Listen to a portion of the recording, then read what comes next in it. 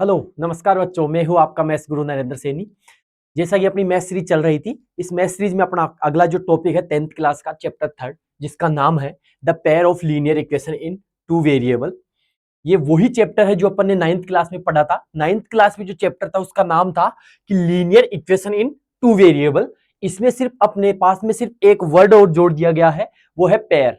Pair का मतलब है कि जो अपन ने 9th क्लास में linear equation in two variable जो चैप्टर पढ़ा था उसमें अपन ने पेयर जोड़ दिया, मतलब अपने पास दो लीनियर इक्वेशंस होगी, मतलब दो लीनियर इक्वेशंस का क्या होगा, पेयर होगा। उसके बारे में अपन इसमें क्या करेंगे, स्टडी करेंगे। ठीक है, तो चलते हैं अपन वीडियो को करते हैं शुरुआत क्लास की। बहुत ही इंटरेस्टिंग क्लास होने वाली है, बहुत ही अच्छा टॉपिक है और ये आपको मैथमेटिक्स में बहुत अच्छे नंबर दिलाने वाला है। ये चैप्टर ये इसलिए दिलाने वाला है क्योंकि एग्जाम में लगभग 8 से 10 नंबर के इसमें क्वेश्चंस आते हैं और एक क्वेश्चन है जो लगभग 4 नंबर का या 6 नंबर का आने वाला है, इसलिए आपको इसमें बहुत अच्छे मार्क्स मिलने वाले हैं। ठीक है, तो शुरुआत करते हैं अपन वीडियो की, अपने क्लास की। ठीक है, तो अपने चैप्टर का जो नाम है वो है pair of linear equation in two variable.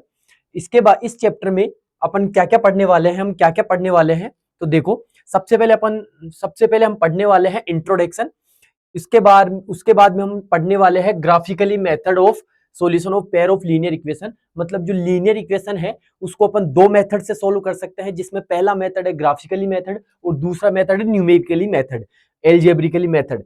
तो ये जो एल्जेब्रिकल मेथड है इसको अपन दो टाइप से सोल्व कर सकते हैं, जिसमें एक तो है सब्स्टिट्यूशन मेथड और एक है एलिमिनेशन मेथड। ठीक है, ये अपन इसमें पढ़ने वाले हैं तीन टॉपिक।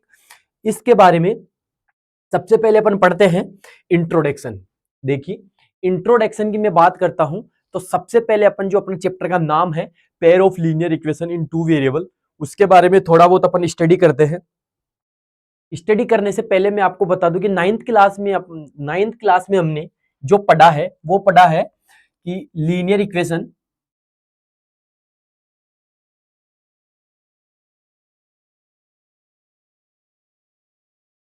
नाइन्थ क्लास में अपने पढ़ा है लीनियर इक्वेशन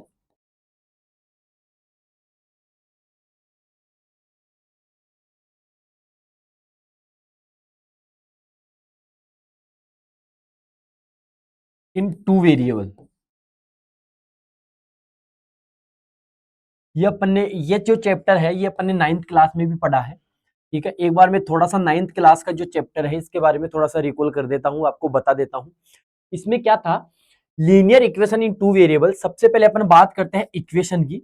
इक्वेशन क्या होता है, इक्वेशन क्या होती है, इक्वेशन होती है कि कोई भी एल्जेब्रिक जो एक्सप्रेशन है, कोई भी जो एल्जेब्रिक एक्सप्रेशन है जिसमें दो साइड हो, एक हो एलएचएस और एक हो आरएचएस, और साथ में क्या हो, एक साइन ऑफ इक्विलिटी हो, जिसको अपन क्या कहते हैं, इक्वेशन कहते हैं। मतलब अपने पास वेरिएबल प्लस कांस्टेंट अगर मिलके, वेरिएबल और कांस्टेंट किसी मैथमेटिक्स ऑपरेशन के साथ मिलके अगर कोई एल्जेब्रिक एक्सप्रेशन बनाती है, लेकिन वो एल्जेब्रिक एक्सप्रेशन इस टाइप से हो कि वो दो साइड्स में डिवाइड हो, एक एलएचएस साइड में और एक आरएचएस साइड में, और उन दोनों के बीच में क्या हो, एक इक्विलिटी का साइन हो, तो उसको अपन क्या कहेंगे, इक्वेशन कहेंगे। एग्जाम्पल के लिए बता दूं कि मैंने बोला x plus 1 is equal to 0। यहाँ पे देखो, ये तो क्या हो गया, वेरिएबल हो गया, ये क्या हो गया, कांस्टेंट हो गया, ये क्या हो गया, मैथमेटिक्स, ये क्या हो गया, मैथमेटिक ऑपरेशन हो गया, और ये जो है ये है साइन ऑफ इक्विलिटी। ये क्या है, साइन ऑफ इक्विलिटी,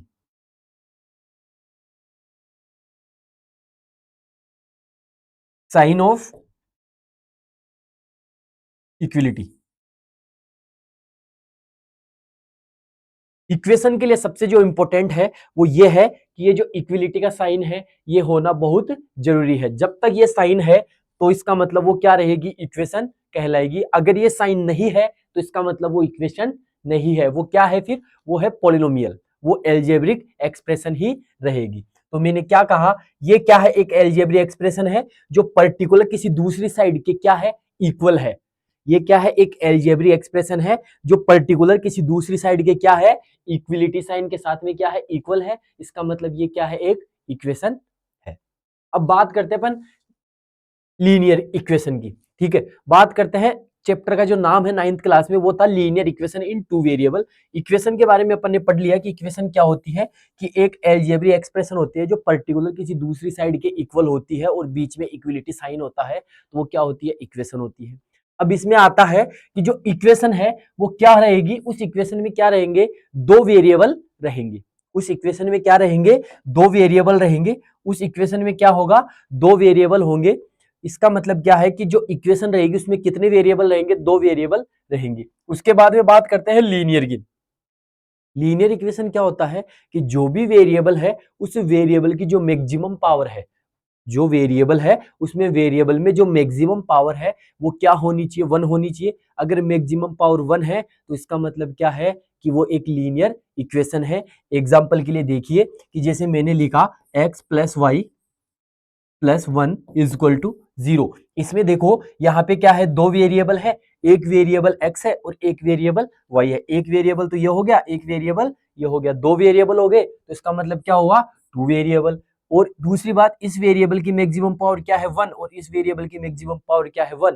तो इसका मतलब कि दोनों जगह मैक्सिमम पावर क्या है, वन है। इसका मतलब इसको अपन क्या कह सकते हैं, linear equation in two variable. ये एक लीनियर इक्वेशन है और ये क्या है, टू वेरिएबल के अंदर लीनियर इक्वेशन है, क्योंकि यहाँ पे दो वेरिएबल है और दोनों की मैक्सिमम पावर वन है, इसलिए इसको अपन दो वेरिएबल के साथ में एक लीनियर भी है और ये इक्वेशन भी है, इसलिए अपन इसको क्या कहेंगे, linear equation in two variable. ये अपन ने 9th क्लास में पढ़ लिया है। अब बात करते हैं अपन 10th क्लास में। 10th क्लास में इसके आगे एक वर्ड और लगा दिया गया है, वो क्या लगाया है कि पेयर ऑफ लीनियर इक्वेशन। एक वर्ड और लगाया है, pair of linear equation. Pair का मतलब क्या है, पेयर का मतलब होता है जोड़ा। पेयर का मतलब क्या होता है, जोड़ा, मतलब दो इक्वेशन का पेयर, दो इक्वेशन का जोड़ा, मतलब एक इक्वेशन के साथ दूसरी इक्वेशन और रहेगी, उसको अपन क्या बोलेंगे, pair of linear equation two variable.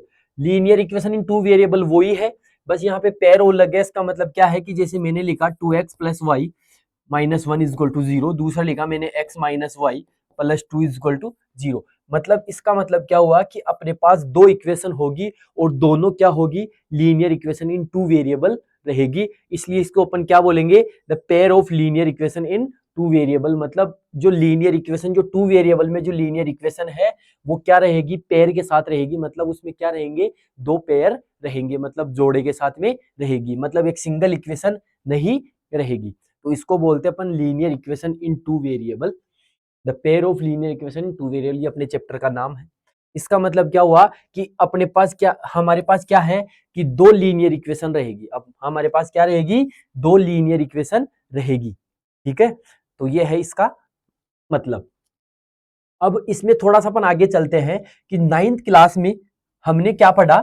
इसके बाद में 9th क्लास में, जैसे मैं आपको एक बताता हूं कि 9th क्लास में हमने क्या क्या पढ़ा है। उसके बाद में हमने पढ़ा है 9th क्लास में कि जो लीनियर इक्वेशन है, उस लीनियर इक्वेशन के क्या होते हैं, मेनी सॉल्यूशंस होते हैं। अगर हमारे पास एक सिंगल लीनियर इक्वेशन है, मैंने कहा कि मेरे पास एक सिंगल लीनियर इक्वेशन है x plus y minus one is equal to zero, ये एक सिंगल लीनियर इक्वेशन है। अगर मैं इस लीनियर इक्वेशन के सॉल्यूशन फाइंड करता हूं तो इसके जो सॉल्यूशन है, वो क्या है, मेनी सॉल्यूशन रहेंगे।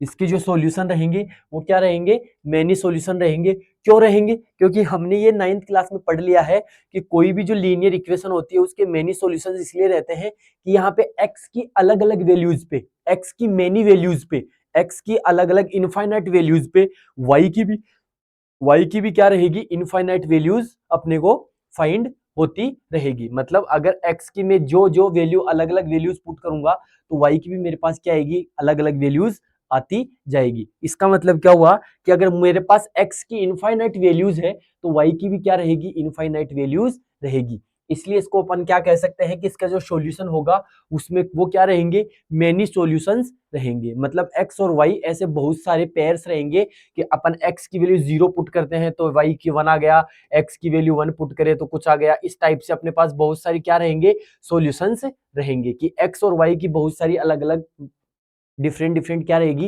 वैल्यूज अपने पास रहेगी। इसलिए जो भी लीनियर इक्वेशन टू वेरिएबल है उसके मेनी सॉल्यूशंस रहते है। ये हमने 9th क्लास में पढ़ लिया है। इसके बाद में हम बात करते हैं कि जो इसके सॉल्यूशंस है, उन सॉल्यूशंस को अपन ग्राफिकली, मतलब ग्राफ में कैसे रिप्रेजेंट करते हैं। तो मैं आपको एक बार बता देता हूँ एक एग्जांपल लेके। मेरे पास एक एग्जाम्पल है, ये सबसे इंपॉर्टेंट है। देखो मेरे पास एक एग्जाम्पल है 2x plus y minus 1 is equal to 0। ये एक linear equation in two variable का मेरे पास एक एग्जाम्पल ले रहा हूँ मैं, 9th क्लास का बता रहा हूँ आपको, 10th क्लास का नहीं बता रहा हूँ। ये linear equation in two variable का एक एग्जाम्पल है। इस एग्जाम्पल से अपन क्या करेंगे कि इसके जो बहुत सारी जो सॉल्यूशंस है, इसके जो इनफाइनाइट जो सॉल्यूशंस है, उन सॉल्यूशंस को अपन क्या करेंगे, ग्राफ में क्या करेंगे, रिप्रेजेंट करेंगे। ठीक है, तो ग्राफ में रिप्रेजेंट करेंगे तो देखो सबसे पहले क्या करना है, हमें क्या करेंगे, अब यहाँ पे हम ये करेंगे कि यहाँ पे x की अलग अलग वैल्यूज आप कुछ भी पुट कर सकते हो। तो सबसे पहले मान लो कि मैं x की जगह पुट कर रहा हूं, मैंने लिखा x is equal to 0। x की जगह मैं क्या पुट कर रहा हूँ, 0 पुट कर रहा हूँ। x की जगह मैं क्या पुट कर रहा हूँ, 0 पुट कर रहा हूँ। तो उससे क्या होगा, देखो x की वैल्यू 0 पुट करूंगा तो यहाँ पे देखो 2 multiply 0 plus y minus 1 is equal to 0। इसकी वैल्यू क्या हो गई, 0 plus y minus 1 is equal to 0। Then यहाँ से क्या हो जाएगा, y इज इक्वल टू, इस 1 का इधर ट्रांसपोज करेंगे तो 1। इसका मतलब क्या आया कि अगर मैं x की वैल्यू 0 पुट करता हूं तो y की वैल्यू क्या आ रही है, 1 आ रही है। इसके बाद में अगर मैं x की वैल्यू 1 पुट करता हूं तो देखो क्या होता है, x की जगह अगर 1 पुट करता हूं तो देखो x की जगह 1 पुट करेंगे तो 2 multiply 1 plus y minus 1 is equal to 0। Then क्या हो जाएगा, इसकी वैल्यू हो जाएगी 2 plus y minus 1 is equal to 0। यहाँ पे 2 में से 1 माइनस करेंगे तो y प्लस 1 बच गया इज इक्वल टू 0 इधर आ गया। इसके बाद में यहाँ पे y इज इक्वल टू क्या हो जाएगा, इस 1 का इधर ट्रांसपोज करेंगे तो यह आ जाएगा -1। इसका मतलब क्या हुआ कि अगर मैं y की वैल्यू x की वैल्यू 1 पुट करता हूं तो y की वैल्यू क्या आ रही है, -1 मेरे पास आ रही है। अब इसके बाद में अगर x की जगह अगर x की जगह अगर x की जगह मैं पुट करता हूं, x की जगह अगर मैं पुट करता हूं -1 पुट करता हूं, x की जगह क्या पुट करते हैं, -1 पुट करते हैं तो देखो क्या आएगा, देखो 2 मल्टीप्लाई -1, x की जगह मैंने क्या पुट कर दिया, -1 पुट कर दिया। इसके बाद में यहाँ पे आ जाएगा plus y -1 is equal to 0। Then क्या हो जाएगा, इसकी वैल्यू क्या हो जाएगी, -2 प्लस ये हो गया y -1 इज इक्वल टू 0। यहाँ पे देखो माइनस का 2 और माइनस का 1 कितना हुआ, ये हो गया -3 plus y is equal to 0। Then यहाँ से y इज इक्वल टू क्या हो जाएगा, इस 3 का इधर ट्रांसपोज करेंगे तो ये प्लस में हो जाएगा, तो y की वैल्यू क्या आ गई, 3 आ गई। इस टाइप से हमने क्या किया, 3 वैल्यूज पुट करके अपन हमने देख ली। अब अपन क्या करते हैं कि ये जो 3 वैल्यूज है इसकी एक टेबल बना लेता हूं मैं। ये जो 3 वैल्यूज अपन ने पुट करी है, इन तीनों की अब मैं क्या बना लेता हूँ, यहाँ पे टेबल बना लेता हूँ। ये हो गया x y, एक बार में ग्राफ ले लेता हूँ। हम्म,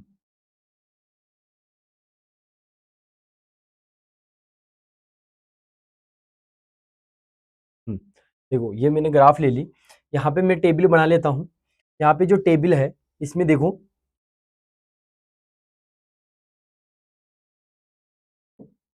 हम्म, इसकी मैं टेबल बनाता हूँ।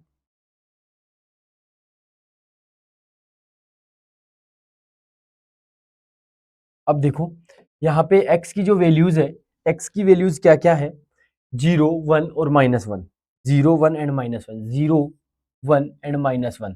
तो y की वैल्यूज क्या क्या है, y की वैल्यूज क्या क्या है, y की वैल्यूज है मेरे पास 1 -1 और 3, 1 -1 एंड 3। मतलब अगर मैं 0 पुट करता हूं तो मेरे पास 1 आता है, अगर मैं 1 पुट करता हूं, अगर मैं 1 पुट करता हूं तो -1 आता है, और -1 पुट करता हूं तो क्या आ रहा है, 3 आ रहा है। ये मेरे पास वैल्यूज है। अब ये जो वैल्यूज है, इन वैल्यूज को मैं इस ग्राफ में क्या करता हूं, आपको पुट करके दिखा रहा हूं कि क्या होता है।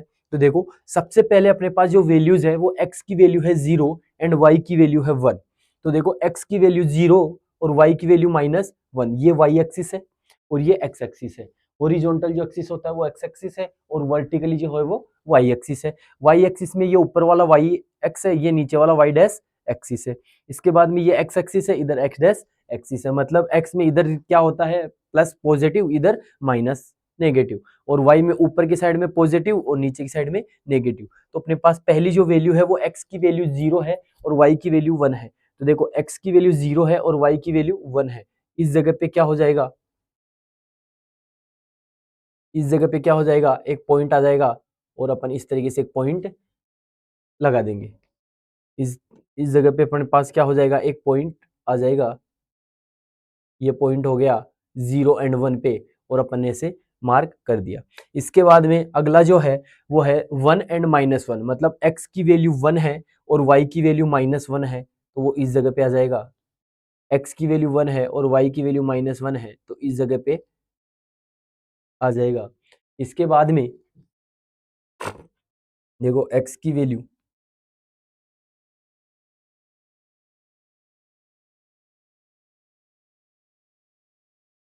0 एंड 1 और 1 एंड -1, x की वैल्यू 0 एंड -1।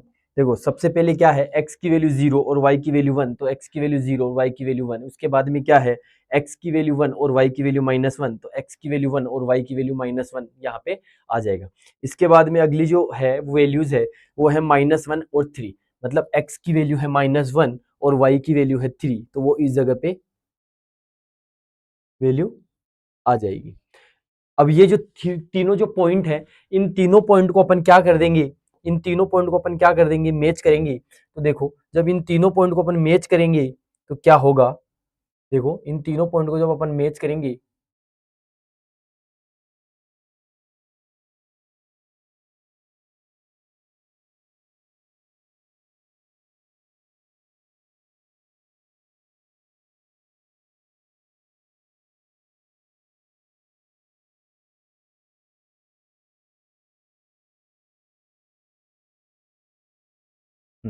देखो तीनों वैल्यूज, तीनों को अपन ने क्या कर दिया, मैच कर दिया, जिससे क्या हुआ, जिससे क्या हुआ, यहाँ पे जो आया वैल्यू, यहाँ पे जो देखो एक क्या हुआ, एक स्ट्रेट लाइन क्या हो रही है, रिप्रेजेंट हो रही है। इसको वैल्यूज में क्या करिया, एक स्ट्रेट लाइन क्या हो रही है, रिप्रेजेंट हो रही है, मतलब एक स्ट्रेट लाइन आ रही है अपने पास, ठीक है। इसका मतलब क्या हुआ कि ये हमने 9th क्लास में पढ़ा है कि जब भी किसी लीनियर इक्वेशन को, लीनियर इक्वेशन के जो सॉल्यूशंस है उसे अपन अगर ग्राफ में रिप्रेजेंट करते हैं तो वो हमेशा एक स्ट्रेट लाइन को क्या करता है, रिप्रेजेंट करता है। ये हमने 9th क्लास में पढ़ लिया है कि अगर कोई भी लीनियर इक्वेशन है जिसके सॉल्यूशंस को यदि हम ग्राफ में रिप्रेजेंट करते हैं तो वो हमेशा एक स्ट्रेट लाइन को क्या करता है, रिप्रेजेंट करता है। ये हमने क्या किया, पढ़ लिया है, ठीक है। इसके बाद में क्या हो, इसके बाद में क्या है, अब इसके बाद में अपन चलते हैं, इसके बाद में हम क्या करेंगे,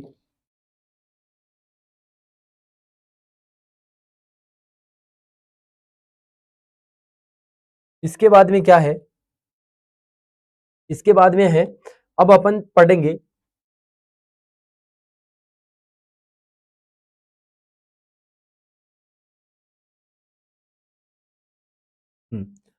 इसके बाद में है, ये हमने पढ़ लिया। इसके बाद में हम बात करते हैं 10th क्लास का जो टॉपिक है अपना, 10th क्लास का जो टॉपिक है वो है linear, the pair of linear equation in two variable. मतलब हमने जो 9th क्लास में पढ़ा है, उस 9th क्लास में जो पढ़ा उसमें क्या था, सिर्फ एक इक्वेशन थी, linear equation in two variable. लेकिन अब 10th क्लास में हम जो पढ़ने जा रहे हैं उसमें क्या रहेगा, दो इक्वेशन रहेगी, क्योंकि चैप्टर का जो नाम है वो क्या है, the pair of linear equation in two variable. Chapter का जो नाम है वो क्या है, the pair of linear equation in two variable. Chapter का जो नाम है वो क्या है, द पेयर ऑफ,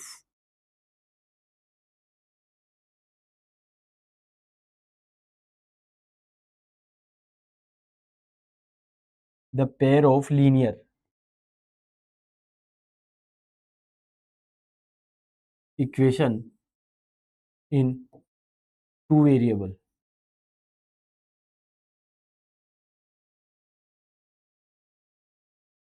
ये अपना चैप्टर का नाम है, the pair of linear equation in two variable. मतलब अपने पास लीनियर इक्वेशन, टू वेरिएबल वाली लीनियर इक्वेशन रहेगी, लेकिन कितनी रहेगी, दो रहेगी। एग्जाम्पल के लिए जैसे मान लो मेरे पास एक इक्वेशन है x plus y plus 1 is equal to 0, दूसरी इक्वेशन है 2x minus y, 2x minus y minus 1 is equal to 0। मतलब इस टाइप से अपने पास क्या रहेगी, दो इक्वेशंस रहेगी। अब इन दो इक्वेशंस के बारे में हम पढ़ने जा रहे हैं कि भाई ये जो दो इक्वेशंस है इनके सॉल्यूशंस को अपन ग्राफ में कैसे रिप्रेजेंट करना है, इनको कैसे सॉल्यूशन करना है, इनका कैसे सॉल्यूशन होगा, उसके बारे में अपन इस चैप्टर में क्या करने जा रहे हैं, स्टडी करने जा रहे हैं। तो सबसे पहले देखो, सबसे पहले है standard form the pair of linear equation in two variable. मतलब जो linear equation, the pair of linear equation, जो अपने चैप्टर का नाम है the pair of linear equation, the pair of linear equation in two variable,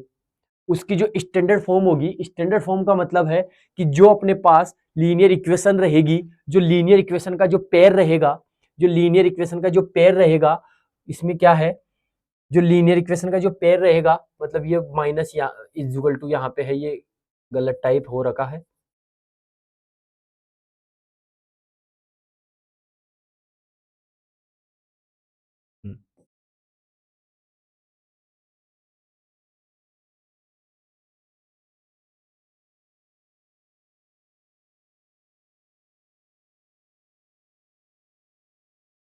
हाँ, ठीक है। तो ये देखो standard form the linear equation क्या है, कि जो मतलब स्टैंडर्ड फॉर्म मतलब जो हमें जो लीनियर इक्वेशन देखने को मिलेगी वो इस फॉर्म में देखने को मिलेगी। तो पहली जो लीनियर इक्वेशन रहेगी वो क्या है, a1x plus b1y plus c1 is equal to 0। ये जो इज इक्वल टू का साइन है वो इधर है, वो गलत थोड़ा टाइप हो रखा है, ये इधर है। मतलब ये क्या है, a1x plus b1y plus c1 is equal to 0। यहाँ पे a2x plus b2y plus c2 is equal to 0। इसका मतलब समझो, इसका मतलब क्या है कि हमारे पास जो लीनियर इक्वेशन है उसकी स्टैंडर्ड फॉर्म क्या है, उसकी स्टैंडर्ड फॉर्म है a1x प्लस, स्टैंडर्ड फॉर्म है a1x plus b1y plus c1 is equal to 0। दूसरी है a2x plus b2y plus c2 is equal to 0।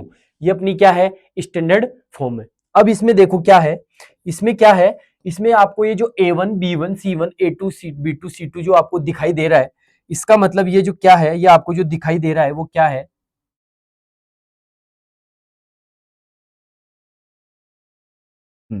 इसमें क्या है, ये आपको जो दिखाई दे रहा है a1 b1 c1।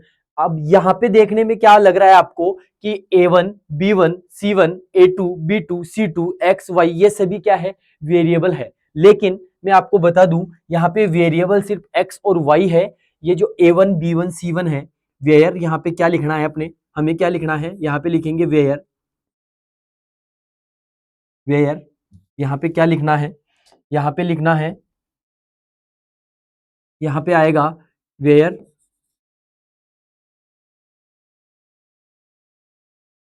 a1 b1 c1 a2 b2 and c2 and c2 are real number, real number. इसका मतलब क्या है, यहाँ पे आपको देखने पे लग रहा है कि ये जो a1x b1y c1y a2x b2y c2y ये सभी क्या है, वेरिएबल है। तो अब हम जो पढ़ रहे हैं वो क्या पढ़ रहे हैं, the pair of linear equation in two variable. मतलब अपनी जो इक्वेशन है उसमें सिर्फ कितने वेरिएबल होने चाहिए, दो वेरिएबल होने चाहिए। लेकिन देखने पे आपको क्या लग रहा है कि यहाँ पे तो a1 b1 a2 b2 c2 ये सभी क्या है, वेरिएबल है। क्योंकि वेरिएबल क्या होता है, इंग्लिश का अल्फाबेटिक जो होता है वो वेरिएबल होता है। लेकिन मैंने यहाँ पे क्या लिखा है, देखो मैंने यहाँ लिखा है कि a1 b1 c1 a2 b2 c2 ये सभी क्या है, रियल नंबर है। ये सभी क्या है, रियल नंबर है। मतलब आपको इनको वेरिएबल नहीं मानना है, आपको क्या मान के चलना है कि ये जो a1 a2 b1 b2 c1 c2 जो है वो रियल नंबर है। मतलब कोई ना कोई यहाँ पे कुछ ना कुछ यहाँ पे वैल्यूज नंबर्स के रूप में क्या रहेगी, कोई ना कोई वैल्यूज रहेगी। रियल नंबर का मतलब है कि यहाँ पे A1 B1 A2 C2 इनकी जगह चाहे कुछ भी नेचुरल नंबर भी आ सकता है, इंटीजर्स भी आ सकता है, अंडर रूट के नंबर्स भी आ सकता है, डेसिमल के नंबर्स भी आता है, फ्रैक्शन वाले नंबर भी आ सकते हैं, किसी भी टाइप के रियल नंबर यहाँ पे आ सकते हैं A1 A2। ठीक है, ये यहाँ पे होता है। इसके बाद में हम चलते हैं कि ये जो A1 है, इस A1 को अपन क्या कहते हैं, ये जो A1 है, ये जो A1 है, इस A1 को अपन क्या कहेंगे, ये जो A1 आपको दिख रहा है, इस A1 को अपन कहेंगे, इस A1 को हम क्या कहते हैं, देखो A1 and A2, A1 and A2 हमारे पास क्या है, A1 एंड A2 है, एक तो है A1 और एक है A2। इन दोनों A1 एंड A2 इन दोनों को हम क्या कहेंगे, इन दोनों को हम कहेंगे, इन दोनों को हम कहेंगे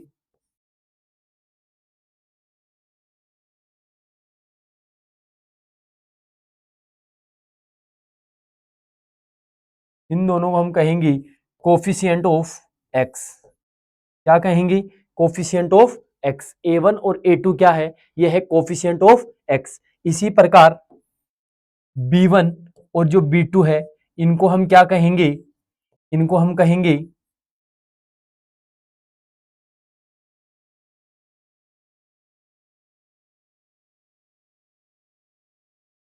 कोफिशिएंट ऑफ वाई। इन्हें हम क्या कहेंगे, कोफिशिएंट ऑफ वाई। अब बात करते हैं कोफिशिएंट की। कोफिशिएंट क्या होता है, कोफिशिएंट होता है कि किसी भी वेरिएबल के साथ में कुछ भी नंबर या कुछ भी मल्टीप्लाई में है तो वो क्या होता है, कोफिशिएंट होता है। यहाँ पे वेरिएबल क्या है, यहाँ पे वेरिएबल है एक्स, यहाँ पे वेरिएबल क्या है, यहाँ वेरिएबल है एक्स, और इस एक्स के साथ में मल्टीप्लाई क्या है, A1 है, तो ये जो A1 हो गया वो क्या हो गया, एक्स का कोफिशिएंट हो गया। यहाँ पे भी x वेरिएबल है, इसके साथ मल्टीप्लाई क्या है, A2 है, ये इसका क्या हो गया, कोफिशिएंट हो गया। यहाँ पे वेरिएबल क्या है, y है, और y के साथ में मल्टीप्लाई क्या है, B1 है। यहाँ y2 है और y2 के साथ मल्टीप्लाई क्या है, B2 है। तो ये क्या हो गए, कोफिशिएंट।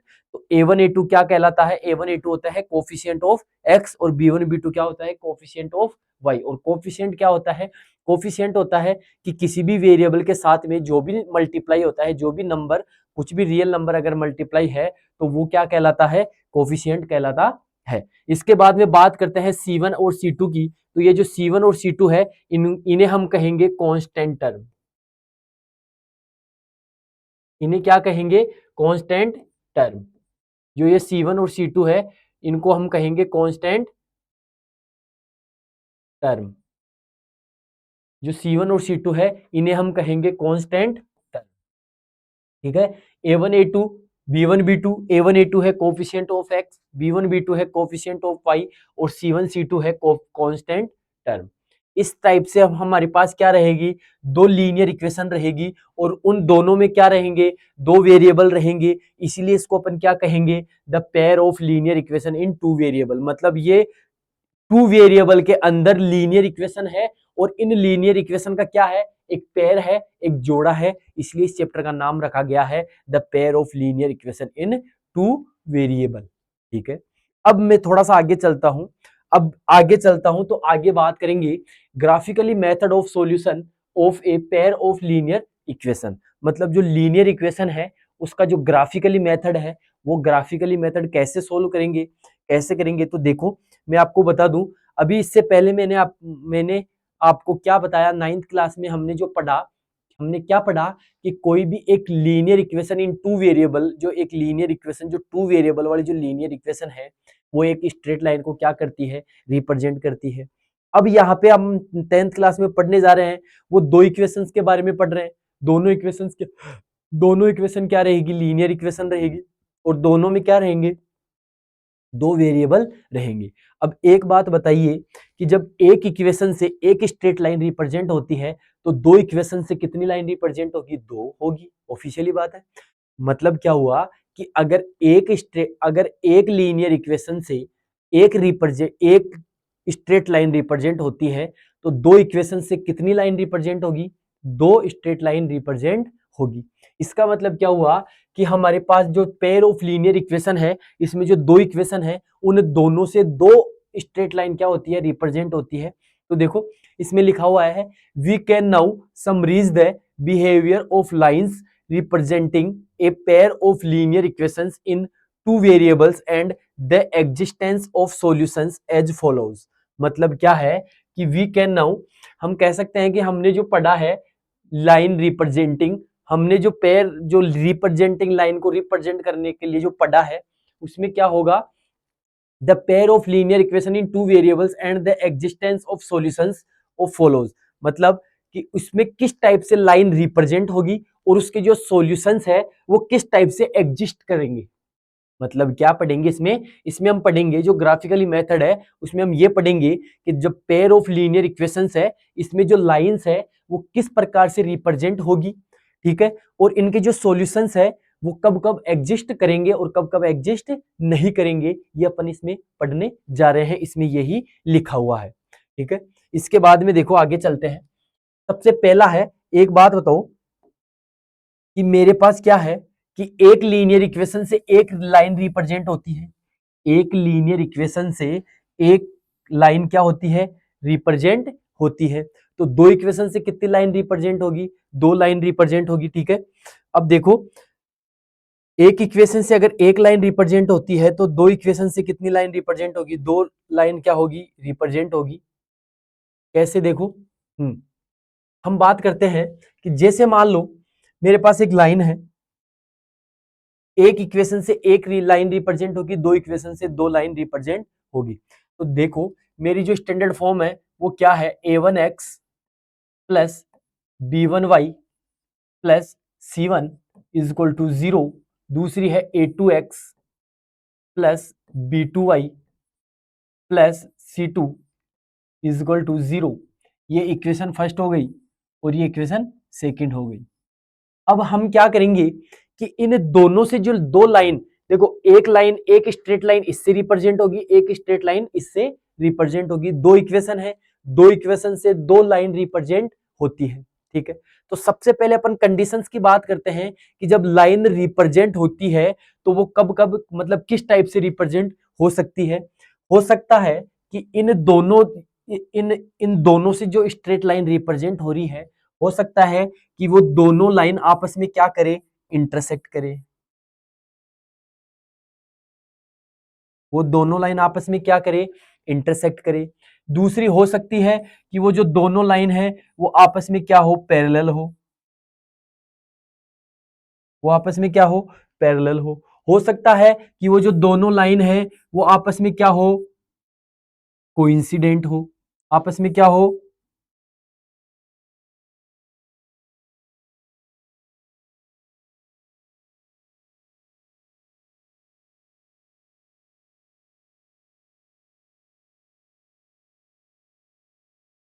कोइंसिडेंट, ठीक है। मतलब क्या हुआ कि अगर जो दो लाइन है भाई, एक इक्वेशन से एक लाइन रिप्रेजेंट होती है तो दो इक्वेशन से दो लाइन क्या होगी, रिप्रेजेंट होगी। इसका मतलब क्या है कि हमारे पास तीन कंडीशंस बन सकती है। जो पहली कंडीशन है वो है इंटरसेक्ट की, जो दूसरी कंडीशन है वो पैरेलल की, और तीसरी कंडीशन है वो कोइंसिडेंट की।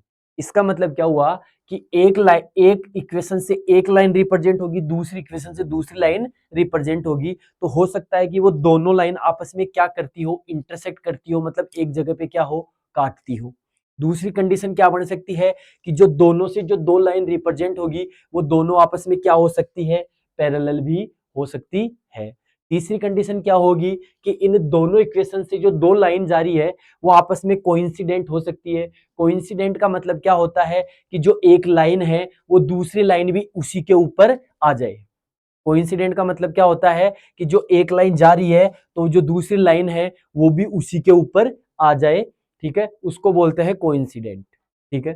तो ये तीन कंडीशन अपने पास बनती है कि जब अपन इन दोनों इक्वेशन से अगर कोई लाइन को रिप्रेजेंट करते हैं तो हमारे पास ये तीन कंडीशंस बनती है, इंटरसेक्टिंग, पैरेलल एंड कोइंसिडेंट। अब ये कब कब रिप्रेजेंट होगा, ये कब कब होगा, मतलब इंटरसेक्ट जो दो लाइन है वो कब तो इंटरसेक्ट होगी, कब पैरेलल होगी और कब कोइंसिडेंट होगी, इसके बारे में हम आगे पढ़ने जा रहे हैं। तो सबसे पहला है, देखो सबसे पहले क्या लिखा हुआ है, द लाइंस में intersect in a single point. इसमें क्या लिखा हुआ है कि यदि एक लाइन, यदि ये जो लाइंस है, ये जो दोनों लाइंस है वो इंटरसेक्ट करती है एक सिंगल पॉइंट पे, मतलब क्या लिखा हुआ है कि ये जो दोनों लाइन है वो एक सिंगल पॉइंट पे क्या करती है, इंटरसेक्ट करती है। इन दिस केस, तो इस केस में the pair of linear equation has a unique solution. तो इस केस में जो लीनियर इक्वेशंस है, जो पेयर ऑफ लीनियर इक्वेशंस है, उसके जो सॉल्यूशंस होंगे वो क्या होंगे, यूनिक होंगे। यूनिक होंगे इसका मतलब क्या हुआ कि अगर वो किसी एक लाइन पे, एक पॉइंट पे, एक सिंगल पॉइंट पे इंटरसेक्ट करती है दोनों लाइनें, तो इनके द्वारा जो सॉल्यूशंस होंगे, इसके जो सॉल्यूशंस होंगे वो क्या होंगे, यूनिक सॉल्यूशन होंगे। यूनिक सॉल्यूशन का मतलब ये है कि इस यूनिक सॉल्यूशन का मतलब ये है कि सिर्फ एक ही सॉल्यूशन होगा।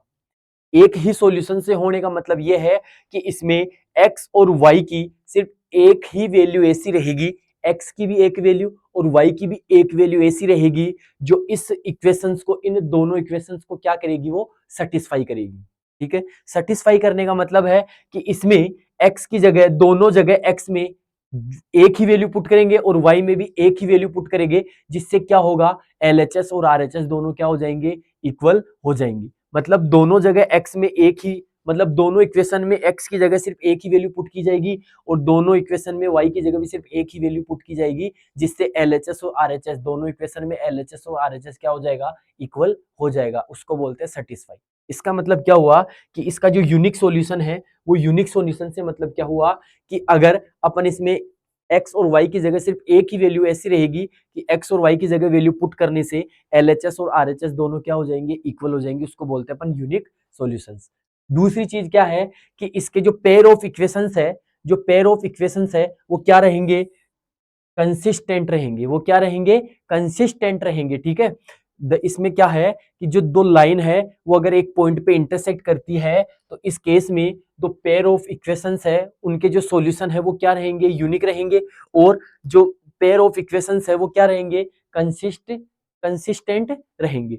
ठीक है, अब बात करते हैं कि ये अपन कैसे पता कर सकते हैं, इक्वेशंस को देख कर अपन कैसे पता लगा सकते हैं, इक्वेशन से कैसे चेक करते हैं कि भाई दोनों लाइन इंटरसेक्ट करेगी या नहीं करेगी। तो उसके लिए एक कंडीशन आती है A1/A2 is not equal to B1/B2। ये कंडीशन क्या होती है, देखो कि हमारे पास क्या है, हमारे पास जो अब स्टैंडर्ड फॉर्म है वो क्या है, A1x plus B1y plus C1 is equal to 0। दूसरी है A2x plus B2y plus C2 is equal to 0।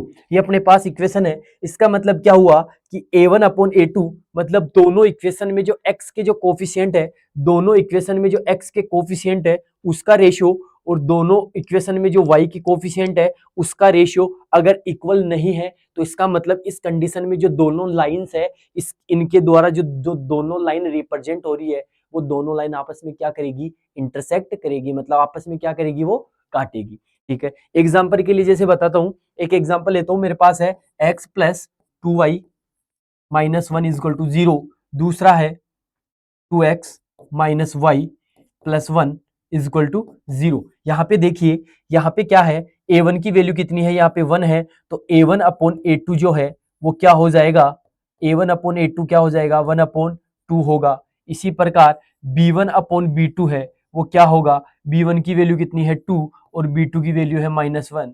इसी प्रकार कि C1/C2 जो होगा वो क्या होगा, C1 जो C2 होगा वो होगा -1/1।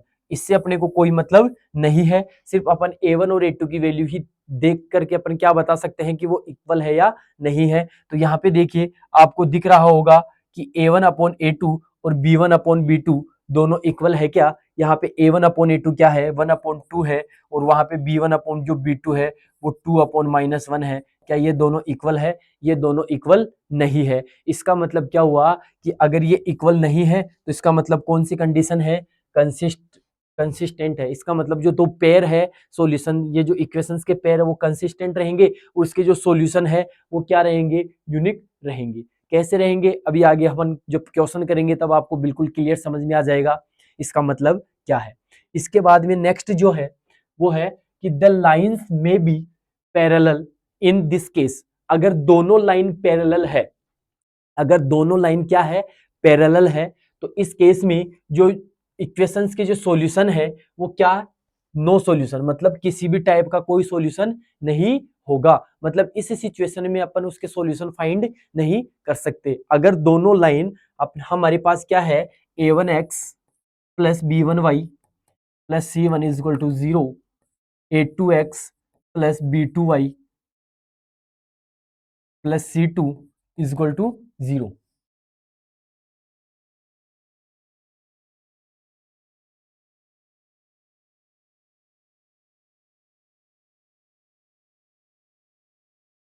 ये हमारी स्टैंडर्ड फॉर्म है। इसमें क्या है कि अगर इन दोनों इक्वेशन से जो लाइन है, वो जो लाइन रिप्रेजेंट होगी, अगर वो दोनों लाइन क्या है, अगर पैरेलल है, तो इस केस में किसी भी प्रकार का सॉल्यूशन नहीं होगा, मतलब कोई सॉल्यूशन नहीं होता है। और जो पेयर ऑफ इक्वेशंस है वो क्या रहेंगे, इनकंसिस्टेंट रहेंगे। मतलब अगर कोई सॉल्यूशन नहीं है तो इसका मतलब वो क्या रहेंगे, इनकंसिस्टेंट रहेंगे।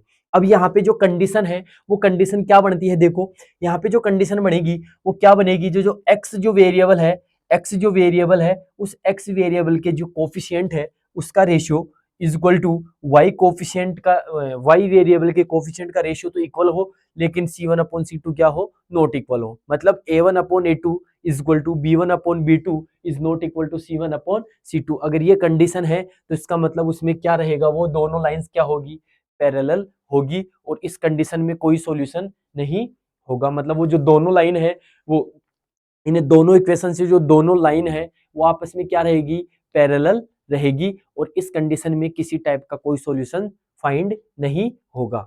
इसके बाद में नेक्स्ट जो कंडीशन है वो क्या है, देखो नेक्स्ट जो कंडीशन है कि the lines may be coincident, the lines में भी क्या है, कोइंसिडेंट। कोइंसिडेंट का मतलब होता है एक लाइन के ऊपर दूसरी लाइन। कोइंसिडेंट का मतलब क्या होता है कि अगर मेरे पास एक लाइन है तो दूसरी लाइन भी इसी के ऊपर हो तो उसको बोलते हैं कोइंसिडेंट, उसको क्या बोलते हैं, कोइंसिडेंट। ठीक है, इसका मतलब क्या है कि the lines may be coincident in this case, अगर दोनों लाइन आपस में क्या है, कोइंसिडेंट है, तो इन दिस केस, तो इस केस में the Unix the equations have infinity many solutions. मतलब इस कंडीशन में उस इक्वेशंस के क्या होंगे, many solutions, infinitely many solutions, मतलब इनफाइनाइटली बहुत सारे सॉल्यूशंस होंगे। मतलब x की और y की बहुत सारी वैल्यूज ऐसे होगी जो उस इक्वेशंस को क्या करेगी, सेटिस्फाई करेगी। इससे पहले हमने ये जो पढ़ा, इसमें किसी प्रकार का कोई सॉल्यूशन नहीं होगा। इसका मतलब यह है कि x और y की कोई भी वैल्यूज ऐसी नहीं होगी जो इन दोनों इक्वेशंस को क्या करेगी, सेटिस्फाई करेगी। इसके बाद में इसका मतलब क्या है, इनफाइनाइटली मेनी सॉल्यूशंस, अगर ये कंडीशन है कि a1 upon a2, b1 upon b2 और c1 अपॉन c2, अगर इन तीनों का रेशियो इक्वल है आपस में, तो इसका मतलब क्या है कि वो जो दोनों लाइंस जो रिप्रेजेंट होगी, वो दोनों लाइंस क्या होगी, कोइंसिडेंट होगी, मतलब एक लाइन के ऊपर दूसरी होगी। और साथ में क्या होंगे, इस टाइप से उन दोनों इक्वेशंस के जो सॉल्यूशन होंगे वो क्या रहेंगे, many solutions, infinitely many solutions. इसका मतलब क्या होगा कि x के और y के बहुत सारे ऐसे मान होंगे जो दोनों इक्वेशंस को क्या करेंगे, सेटिस्फाई करेंगे। और इस कंडीशन में जो इक्वेशंस का जो पेयर है वो क्या रहेगा, कंसिस्टेंट रहेगा। तो आपको कैसे याद रखना है कि जिस कंडीशन में सॉल्यूशन होगा उस कंडीशन में कंसिस्टेंट रहेगा, और जिस कंडीशन में सॉल्यूशन नहीं रहेगा उस कंडीशन में क्या रहेगा, इनकंसिस्टेंट रहेगा। ये क्वेश्चन बनता है, ये क्वेश्चन भी आता है। क्वेश्चन इसी टाइप से आएगा कि आपको क्या दिया जाएगा, दो इक्वेशंस दे दी जाएगी और पूछा जाएगा कि इस पेयर का जो ये जो इक्वेशन का जो पेयर ऑफ इक्वेशंस है वो कंसिस्ट है या इनकंसिस्ट है, ये बताइए। तो आपको क्या करना पड़ेगा, सबसे पहले आपको सॉल्यूशंस की कंडीशन फाइंड करनी पड़ेगी। सॉल्यूशन की कंडीशन क्या क्या है, सॉल्यूशन की तीन कंडीशन है। पहली कंडीशन है यूनिक सॉल्यूशन, सेकंड कंडीशन है इनफाइनाइटली मेनी सॉल्यूशन, और तीसरी कंडीशन है नो सॉल्यूशन। अगर इनफाइनाइटली मेनी सॉल्यूशंस और यूनिक सॉल्यूशन है तो उस कंडीशन में क्या होगा, कंसिस्टेंट। और अगर नो सॉल्यूशन वाली कंडीशन है तो उस कंडीशन में क्या होगा, इनकंसिस्टेंट होगा। ठीक है, इस तरीके से अपन इसको क्या करेंगे, ग्राफिकली ये इसका रिप्रेजेंट होगा। अब अपन बात करते हैं क्वेश्चन की, क्वेश्चन लेते हैं, इसको अपन ग्राफिकली क्या करते हैं, सॉल्व करते हैं। तो सबसे पहले अपने पास दो इक्वेशन है, ये इक्वेशन फर्स्ट है और ये इक्वेशन सेकंड है। सबसे पहले हम क्या करेंगे, सबसे पहले हम करेंगे कि इन दोनों सॉल्यूशंस की एक टेबल बनाएंगे। टेबल बनाने के लिए मतलब x और y की अपन वैल्यूज क्या करेंगे, फाइंड करेंगे। तो सबसे पहले देखो मैं क्या करता हूं, सबसे पहले मैं करने जा रहा हूं कि ये जो इक्वेशन फर्स्ट है, इस इक्वेशन फर्स्ट में मैंने यहां पे लिखा फ्रॉम इक्वेशन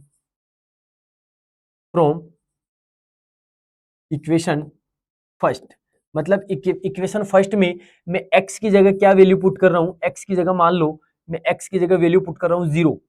x की जगह क्या वैल्यू पुट कर रहा हूं, मैं x की जगह वैल्यू पुट कर रहा हूं 0। x की जगह 0 पुट करूंगा तो देखो x की जगह 0 पुट करने से क्या होगा, देखो x की जगह 0 पुट करेंगे तो 0 plus 3y is equal to 6।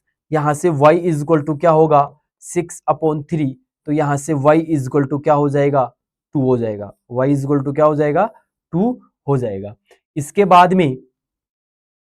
बाद में सबसे पहले मैं इक्वेशन फर्स्ट की बात कर रहा हूं। इसके बाद में मैं x की जगह क्या पुट करूंगा, x की जगह क्या पुट करूंगा, x की जगह मैंने पुट किया, x की जगह मान लो कि मैंने पुट किया 3, x की जगह मैंने क्या पुट किया 3 पुट किया। उससे क्या होगा, देखो उससे क्या होगा, x की वैल्यू जब 3 पुट करेंगे तो देखो यहाँ पे आएगा 3 plus 3y is equal to 6। यहां से देखो 3y इज इक्वल टू ये 6 और 3 को इधर ट्रांसपोज करेंगे तो ये आ गया 3, तो यहां से आ गया 3y इज इक्वल टू 3 और यहां से y इज इक्वल टू क्या आ जाएगा, यहां से y इज इक्वल टू क्या आ जाएगा, यहां से y इज इक्वल टू आ जाएगा 3/3, तो यहां से y इज इक्वल टू हो गया 1। यहां से y इज इक्वल टू क्या हो गया 1। यह आ गया जब x की वैल्यू मैंने क्या पुट किया 3 यहां से पुट किया। इसके बाद में है x की जगह मान लो, x की जगह हाँ, x की जगह मैं पुट कर रहा हूं, x की जगह मैं पुट करूंगा -3, तो देखो क्या होगा, x की जगह -3 पुट करने से देखो क्या होगा -3, x की जगह -3 पुट करेंगे तो देखो -3 plus 3y is equal to 6। ठीक है, इसके बाद में यहां से आएगा 3y इज इक्वल टू 6 और इस 3 को इधर लेके जाएंगे तो ये प्लस में आ जाएगा। यहां से आएगा 3y इज इक्वल टू 9 और यहां से क्या हो जाएगा, यहां से क्या हो जाएगा, यहां से हो जाएगा y इज इक्वल टू 9/3, तो y इज इक्वल टू क्या आ गया 3 आ गया, y इज इक्वल टू क्या आ गया 3 आ गया। अब यहाँ पे देखो हमने क्या किया, x की जगह 0 पुट किया, x की जगह 3 पुट किया, x की जगह -3 पुट किया, तो हमारे पास क्या है y की 3 वैल्यूज आ गई। जब x की वैल्यू 0 पुट करेंगे तो y की वैल्यू कितनी आ रही है 2 आ रही है। जब x की वैल्यू 3 पुट करेंगे तो y की वैल्यू कितनी आ रही है 1 आ रही है। जब x की वैल्यू -3 पुट करेंगे तो y की वैल्यू कितनी आ रही है 3 आ रही है। इस कंडीशन में हम क्या करेंगे, ये हो गया। अब अपन लेंगे फ्रॉम इक्वेशन सेकंड, हम क्या लेंगे from equation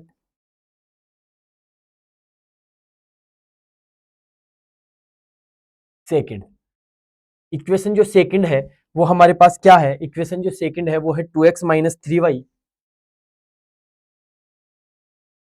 is equal to 12। इस कंडीशन में क्या करना है, देखो सबसे पहले हम क्या करेंगे x is equal to 0 put करेंगे, यहाँ पे x इज इक्वल टू क्या पुट करेंगे 0 पुट करेंगे। तो यहाँ पे देखो जब x is equal to 0 put करेंगे तो क्या होगा, जब x is equal to 0 put करेंगे तो देखो 2 × 0 - 3y इज इक्वल टू 12। तो यहाँ से इसकी वैल्यू क्या हो जाएगी 0 हो जाएगी, तो यहाँ पे क्या बचा -3y इज इक्वल टू 12। तो यहाँ से देखो y इज इक्वल टू क्या आएगा 12/-3, तो यहाँ से y इज इक्वल टू क्या आ गया -4 आ गया।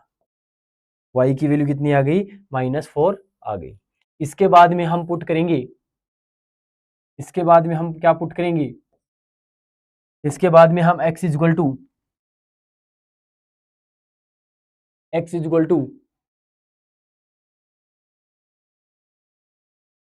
3 पुट करते हैं। x इज इक्वल टू क्या पुट करेंगे 3 पुट करेंगे, जिससे क्या होगा देखो x is equal to 3 put करने से क्या होगा, देखो x की जगह आएगा 2 × 3 -3y इज इक्वल टू 12। इसकी वैल्यू क्या हो गई 6 - 3y इज इक्वल टू 12। यहाँ से देखो -3y इज इक्वल टू 12 और ये इधर आएगा तो माइनस का 6 आ जाएगा। यहाँ से आ गया 3y इज इक्वल टू 12 में से 6 माइनस करेंगे तो क्या बचा 6, तो यहाँ से देखो y इज इक्वल टू क्या हुआ 6 अपॉन माइनस 3, तो यहाँ से y इज इक्वल टू क्या आ गया -3 आ गया, यहाँ से y इज इक्वल टू क्या आ गया -3 आ गया। इसके बाद में अपन वैल्यू पुट करेंगे, ये मान लो मैंने यहाँ पे वैल्यू पुट किया x इज इक्वल टू यहाँ पे वैल्यू पुट करेंगे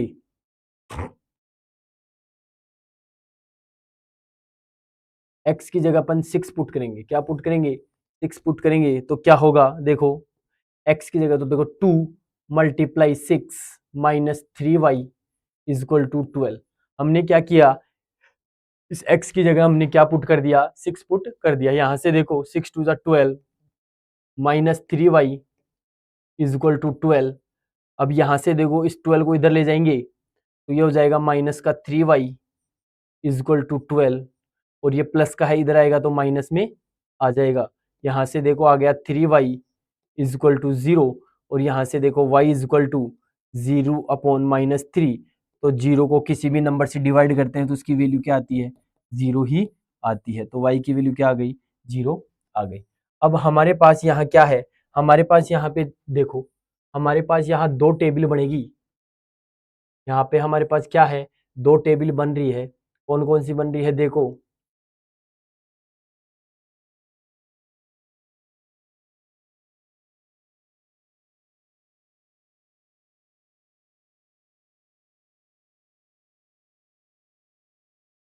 यहाँ पे देखो सबसे पहले हमारे पास ये है x की तीन वैल्यूज है 0 3 और -3, x की कितनी वैल्यूज है 0 3 और -3, तो जो पहली वाली जो टेबल है उसमें क्या करेंगे अपन x की जगह देखो 0 3 एंड -3, देखो अब क्या होगा जब हमने 0 पुट किया तो उसकी वैल्यू कितनी आई 2 आई, जब हमने 0 पुट किया तो उसकी वैल्यू क्या आई 2 आई, जब हमने 0 पुट किया तो इसकी वैल्यू आ गई 2, जब हमने 3 पुट किया तो इसकी वैल्यू आ गई 1, जब हमने 3 पुट किया तो y की वैल्यू आ गई 1, जब हमने x की वैल्यू -3 पुट किया तो y की वैल्यू आ गई 3, जब x की वैल्यू -3 पुट किया तो y की वैल्यू आ गई 3, एक टेबल हो गई। इसके बाद में जो दूसरी है उसमें देखो x की वैल्यू 0 पुट करेंगे, x की वैल्यू 0 पुट किया हमने तो y की वैल्यू कितनी आ गई -4, इसके बाद में x की वैल्यू 3 पुट किया तो y की वैल्यू कितनी आ रही है -3 आ रही है, फिर इसके बाद में x की वैल्यू 6 पुट करेंगे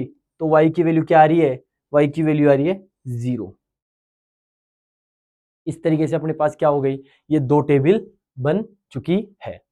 अब हम क्या करेंगे ये जो दोनों टेबल है इन दोनों टेबल को अपन क्या करेंगे हम क्या करेंगे इन दोनों टेबल को इस ग्राफ में क्या करते हैं पुट करते हैं, तो देखो ग्राफ में पुट करेंगे तो देखो क्या होगा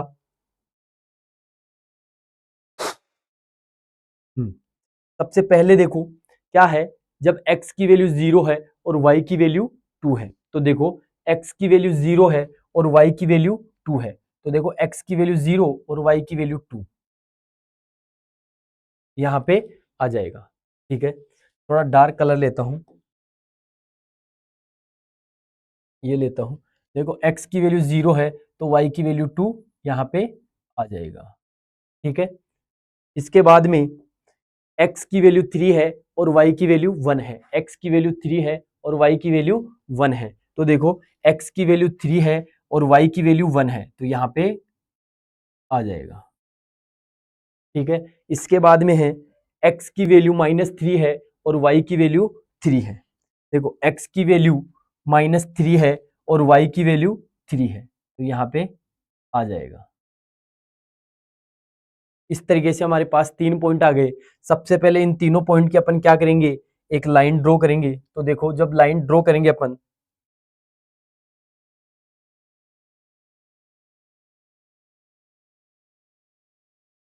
देखो लाइन ड्रॉ करेंगे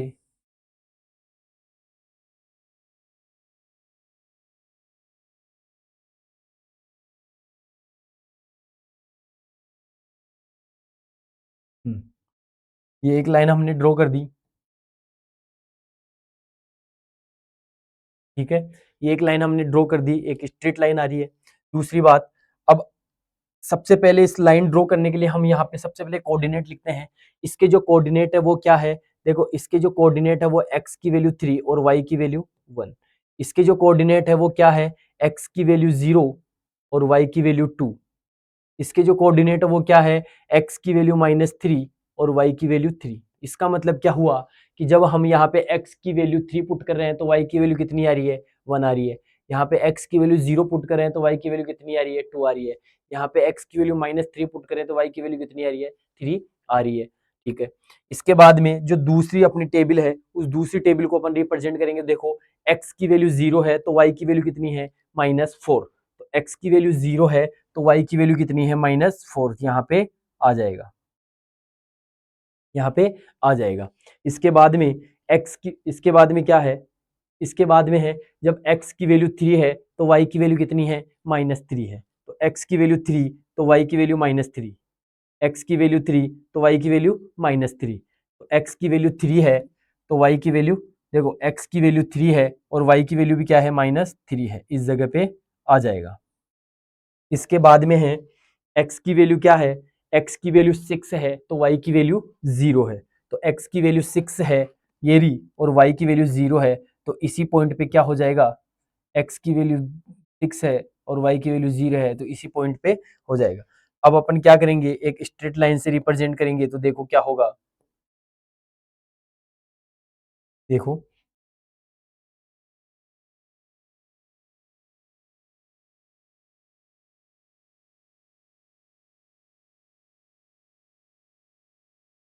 1 मिनट 1 मिनट, x की वैल्यू यहाँ पे 3 है, x की वैल्यू यहाँ पे 3 है, x की वैल्यू यहाँ पे 3 पुट करेंगे तो 6 आ गया, -3 आ गया, ये 6 आ गया। सॉरी सॉरी सॉरी सॉरी, यहाँ पे देखो क्या हो गया, यहाँ पे क्या है, जब x की वैल्यू ये आएगी तो यहाँ पे 3 को इससे डिवाइड करेंगे तो यहाँ पे जो वैल्यू आएगी वो क्या आएगी, -2। यहाँ पे क्या आएगा, -2।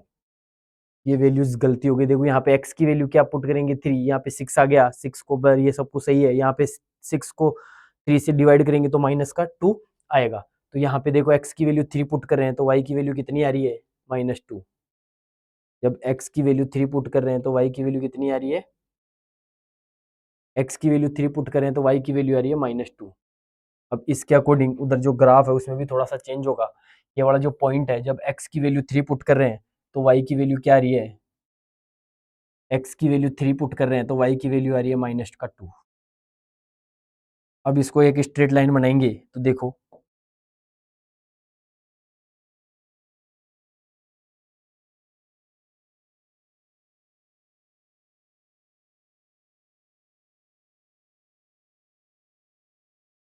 मतलब क्या हुआ, मतलब जब ये दोनों पॉइंट है इसका मतलब क्या हुआ कि ये जो दोनों लाइन है वो किस जगह पे क्रॉस कर रही है, ये दोनों लाइन है वो इस जगह पे क्रॉस कर रही है।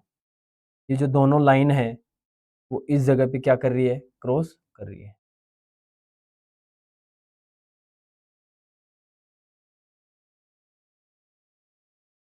हम्म, ये जो दोनों लाइन है वो कहाँ पे क्रॉस कर रही है, देखो ये जो पॉइंट है, ये जो पॉइंट है इस पॉइंट को अपन क्या कहेंगे, इस पॉइंट को अपन क्या कहेंगे, ये जो पॉइंट है ये है x की वैल्यू 6 और y की वैल्यू 0। x की वैल्यू 6 है और y की वैल्यू 0 है, x की वैल्यू 6 है और y की वैल्यू 0 है। ये इस पॉइंट पे क्या कर रही है, क्रॉस कर रही है। ये इस पॉइंट पे क्या कर रही है, क्रॉस कर रही है। इसका मतलब क्या हुआ कि ये जो इक्वेशन है, इसका मतलब क्या हुआ कि ये जो दोनों इक्वेशन है वो कौन सी कंडीशन को रिप्रेजेंट कर रही है, ये कर रही है इंटरसेक्टिंग लाइन को।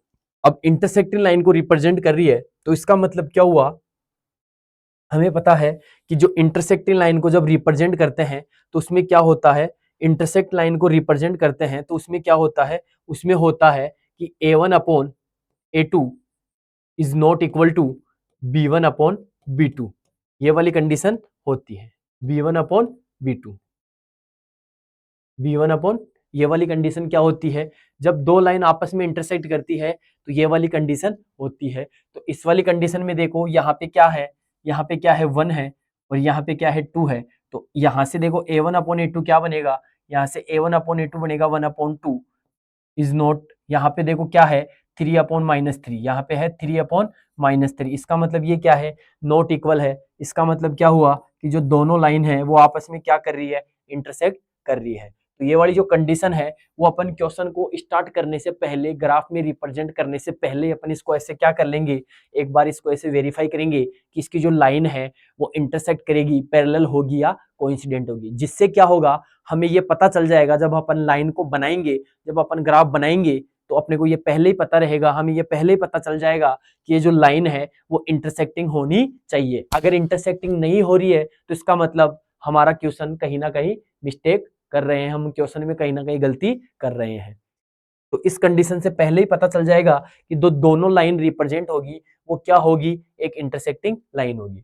अब अपन अगले क्वेश्चन पे चलते हैं। देखो अगला जो क्वेश्चन है, अगले क्वेश्चन पे चलते हैं।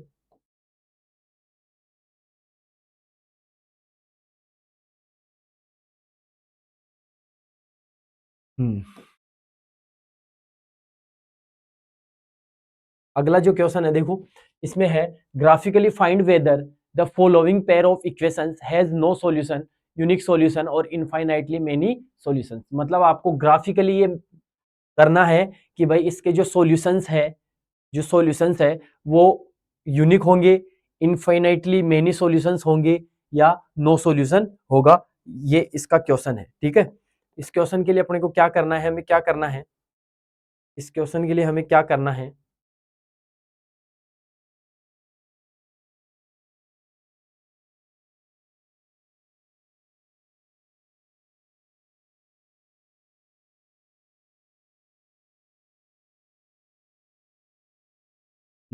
देखो ये क्वेश्चन है, तो सबसे पहले हम क्या करेंगे, सबसे पहले क्या करेंगे, हम कंडीशंस देखेंगे। तो यहाँ पे देखो ये क्या है, ये क्या है, ये है A1 और ये क्या है, ये है B1। ये है A1 और ये है A2। ये क्या है, ये है B1 और ये क्या है, B2। ये क्या है, B2। ये है B1 और ये है B2। ये क्या है, C1 और ये क्या है, C2। तो सबसे पहले हम क्या करेंगे, सबसे पहले देखेंगे A1 अपॉन A2। सबसे पहले क्या देखेंगे, A1 अपॉन A2। तो A1 अपॉन जो A2 है वो क्या हो रहा है, 5 अपॉन 3। इसके बाद में B1 अपॉन B2 क्या हो रहा है, B1 अपॉन B2 हो रहा है 8 अपॉन 24 अपॉन 5। ये 5 ऊपर आ जाएगा तो ये क्या बन जाएगा, 8 5 जा 40 अपॉन 24। इसके बाद में C1 अपॉन C2 जो हो रहा है वो क्या हो रहा है, वो हो रहा है 1 अपॉन 3 अपॉन 5 है। ये 5 ऊपर आ जाएगा तो ये बन गया 5 अपॉन 3। ये क्या बन गया, 5 अपॉन 3। यहाँ के इसको क्रॉस करेंगे तो यहाँ पे हो जाएगा 20 अपॉन 12। इसको क्रॉस करेंगे तो यहाँ पे 10 अपॉन 6, ठीक है। और इसको क्रॉस करेंगे तो यहाँ पे आएगा 5 अपॉन 3। इसका मतलब क्या हुआ कि देखो 5 अपॉन 3, 5 अपॉन 3, 5 अपॉन 3, तीनों बार में क्या हो रहा है, 5 अपॉन 3 हो रहा है। तो मतलब क्या हुआ, A1 upon A2 is equal to B1 upon B2 is equal to C1 upon C2। मतलब ये वाली कंडीशन क्या आ रही है अपने पास, आ रही है कि जो A1 upon A2, B1 upon B2 और C1 अपॉन C2 मतलब तीनों रेशियो क्या है, इक्वल है। यहाँ पे देखो 5 अपॉन 3 आ गया, यहाँ पे भी क्या आ गया, 5 अपॉन 3 आ गया और यहाँ पे भी क्या आ गया, 5 अपॉन 3 आ गया। तीनों जगह क्या हो रहा है, इक्वल हो रहा है। इसका मतलब क्या है, ये वाली जो कंडीशन है और ये जो कंडीशन है वो क्या होती है, ये होती है इनफाइनाइटली मेनी सॉल्यूशन। ये कंडीशन किसकी होती है, इनफाइनाइटली मेनी सॉल्यूशन। मतलब जो दोनों लाइन है वो आपस में क्या होगी, कोइंसिडेंट होगी। जो दोनों लाइन है वो आपस में क्या होगी, कोइंसिडेंट होगी। अब कोइंसिडेंट होगी तो उसके लिए हम क्या करेंगे, तो इसको सोल्व करते हैं। देखो अपने पास इक्वेशन क्या है, इक्वेशन है 5x minus 8y plus 1 is equal to 0, plus 1 is equal to 0। दूसरी है 3x minus 24 upon 5 y plus 3 upon 5 is equal to 0। तो सबसे पहले अपन फ्रॉम इक्वेशन फर्स्ट है और ये इक्वेशन सेकंड है। इक्वेशन फर्स्ट और सेकंड है अपने पास। तो हम क्या करेंगे, सबसे पहले देखो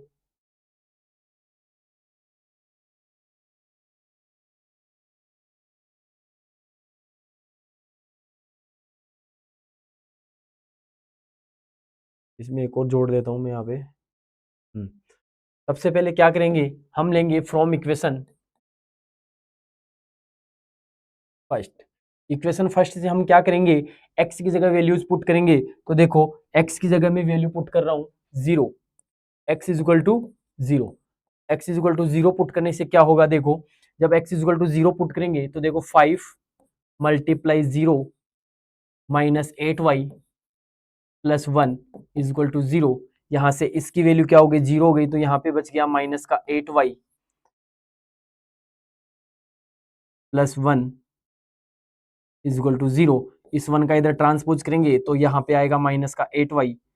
और ये एक बार 0 पुट नहीं करते हैं अपन इसमें पुट करते हैं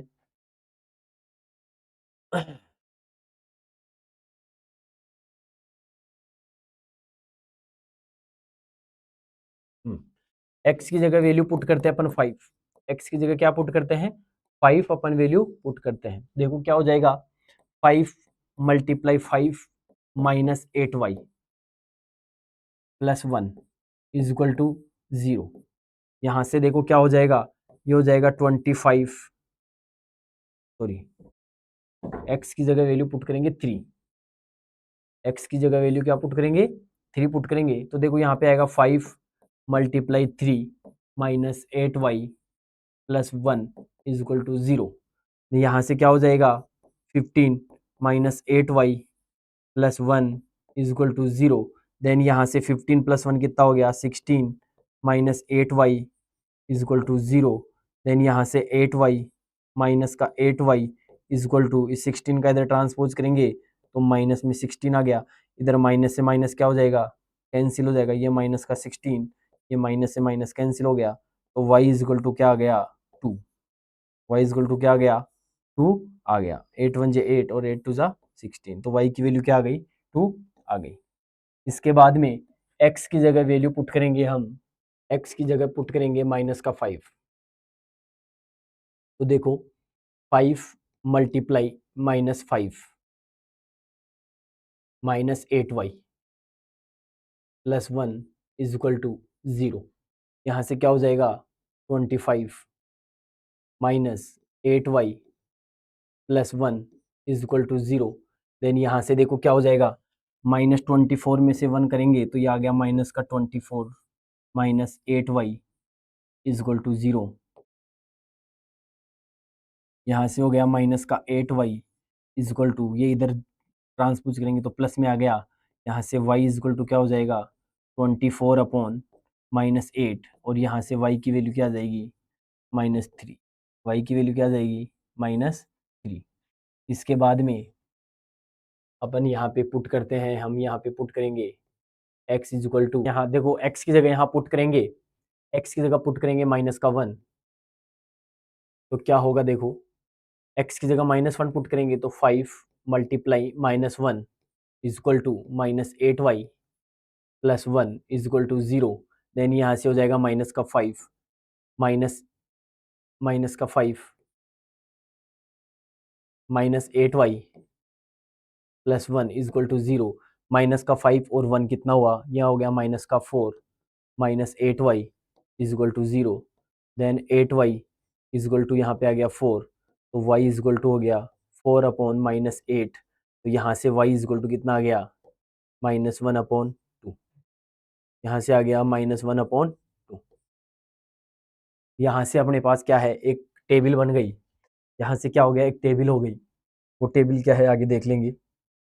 इसके बाद में हमारे पास जो अगली जो इक्वेशन है वो क्या है, अगली जो इक्वेशन है वो अगली इक्वेशन क्या है, देखो 3x minus 24/5 24/5y plus 3/5 3/5 is equal to 0। हम क्या करेंगे, इसके नीचे 1 लगा लेंगे, इसको एलसीएम लेके सबसे पहले क्या कर लेंगे, इसको क्या बना लेंगे, अपन इक्वेशन बना लेंगे, मतलब सिंपल फॉर्म में कन्वर्ट कर लेंगे। तो इसका एलसीएम कितना आया, एलसीएम आ गया इसका 5, इसका इससे डिवाइड किया तो आया 5, 5 को 3x से मल्टीप्लाई किया, 5 3 जा 15x माइनस इसका इससे डिवाइड करेंगे 1, 1 को इससे मल्टीप्लाई करेंगे तो 24y, और प्लस यहाँ पे इसको इससे डिवाइड किया तो 1, 1 को 3 से मल्टीप्लाई किया तो 3 इज इक्वल टू 0। अब इसका इधर ट्रांसपोज करेंगे तो इसकी वैल्यू हो जाएगी 0। तो हमारे पास क्या आ जाएगा, हमारे पास 15x minus 24y plus 3 is equal to 0। ये अपने पास इक्वेशन होगी। अब इसमें सबसे पहले देखो हम क्या करते हैं, x की जगह पुट करते हैं। तो देखो x की जगह मैं 0 पुट करता हूँ, x की जगह क्या पुट करता हूँ, 0 नहीं, x की जगह मैं पुट करूंगा, x की जगह मैं पुट करूंगा 3। तो देखो क्या होगा, 15 multiply 3 minus 24 plus 3 is equal to 0। यहाँ से हो जाएगा, यहाँ से हो जाएगा 45 minus 24, 45 minus 24y plus 3 is equal to 0। यहाँ पे 45 plus 3 48 minus 24y is equal to 0। यहाँ से देखो y इज इक्वल टू क्या हो जाएगा, माइनस 48 अपॉन माइनस 24। तो यहाँ से y इज इक्वल टू क्या हो जाएगा, 2। यहाँ से y इज इक्वल टू क्या आ जाएगा, 2 आ जाएगा। इसके बाद में देखो x is equal to minus का 5, तो क्या आएगा देखो, माइनस का 5 इसमें जब पुट करेंगे तो यहाँ पे देखो 15 15 मल्टीप्लाई माइनस का 5 फिर minus 24y plus 3 is equal to 0। यहाँ पे आएगा minus 75 minus 24 plus 3 is equal to 0। यहाँ पे 75 और प्लस 3 ये हो गया माइनस 72, ये आ गया माइनस 24y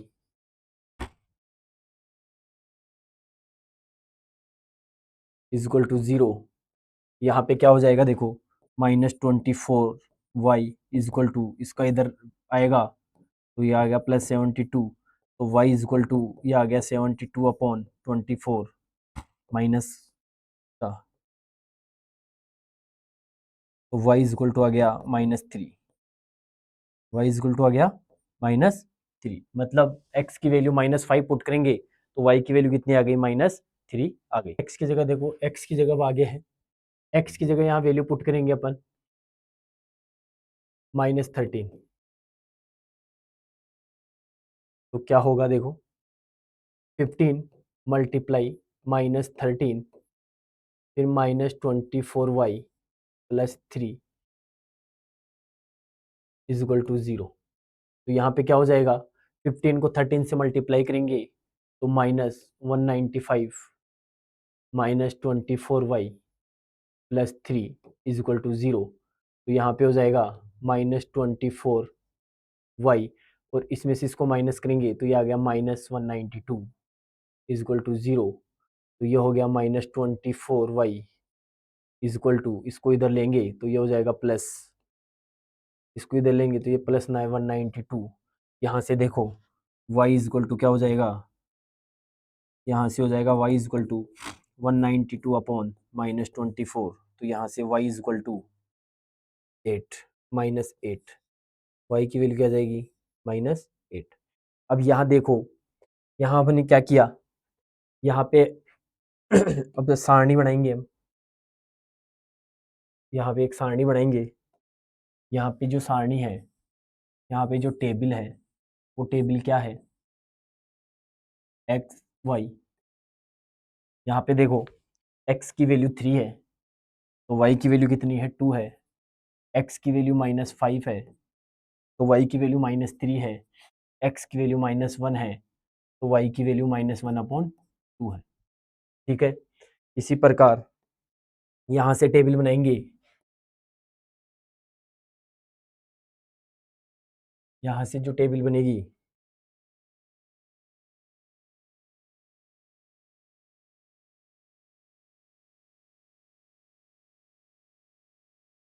यहाँ पे बना लेते हैं दोनों टेबल।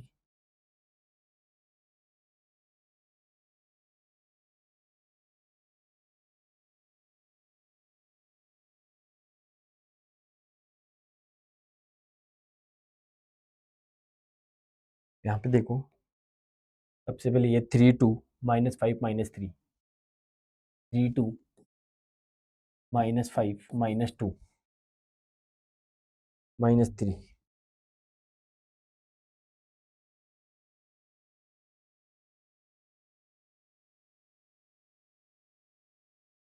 यहाँ पे -1 -1/2 और -1/, ये फर्स्ट टेबल हो गई। दूसरी टेबल क्या है, जब x की वैल्यू 3 है तो y की वैल्यू 2 है, x की वैल्यू 3 है तो y की वैल्यू 2 है। इसके बाद में x की वैल्यू -5 तो y की वैल्यू -3, x की वैल्यू -5 तो y की वैल्यू -3। इसके बाद में x की वैल्यू क्या है, x की वैल्यू है 13 माइनस और y की वैल्यू -8, x की वैल्यू -13 और y की वैल्यू -8। अब ये जो वैल्यूज है, इन वैल्यूज को अपन किस में पुट करेंगे, इन वैल्यूज को अपन ग्राफ में पुट करते हैं तो देखो क्या होगा। सबसे पहले अपन इसको करेंगे तो देखो x की वैल्यू 3 और y की वैल्यू 2, x की वैल्यू 3 और y की वैल्यू 2 यहाँ पे आ जाएगा। इसके बाद में x की वैल्यू -5 और y की वैल्यू -3, x की वैल्यू -5 और y की वैल्यू -3 यहाँ पे आ जाएगा। x की वैल्यू 5, y की वैल्यू -3, x की वैल्यू -1 और y की वैल्यू -1/2, x की वैल्यू -1 और y की वैल्यू -1/2 इस जगह पे आ जाएगा। अब इसको अपन क्या कर देंगे, इससे मैच कर देंगे तो देखो क्या होगा।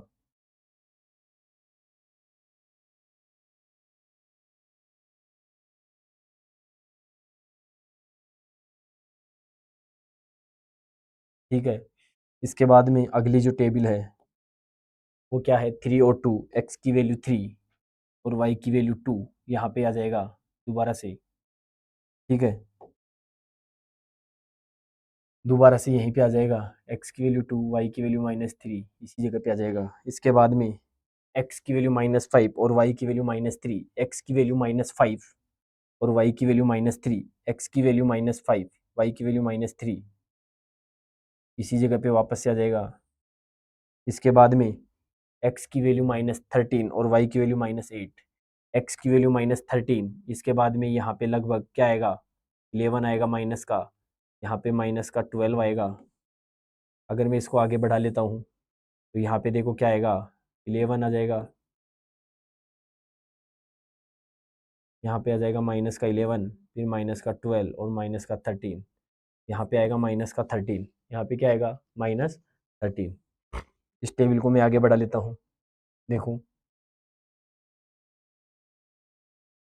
इसको मैंने आगे बढ़ा दिया।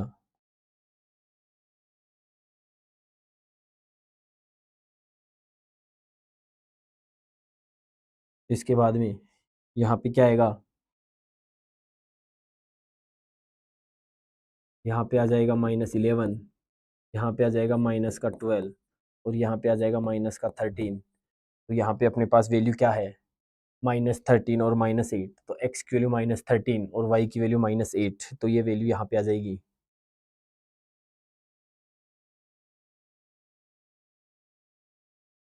इसी तरीके से यहाँ पे इस टेबल को अगर अपन मिलाएंगे तो देखो क्या होगा, यहाँ पे मिलाएंगे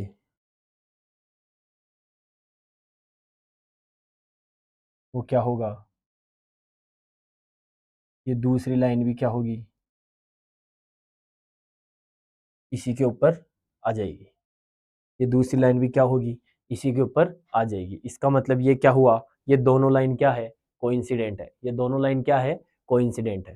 ठीक है, इस टाइप से हमने ये इसका ग्राफिकली मेथड सोल्व कर लिया है। नेक्स्ट जो अपना एल्जेब्रिकली मेथड है वो अपने नेक्स्ट वीडियो में अपन देखेंगे। Thank you. जो बच्चा मेरे चैनल पे नया है वो सब्सक्राइब करे, ठीक है, ज़्यादा से ज़्यादा शेयर करे। Thank you.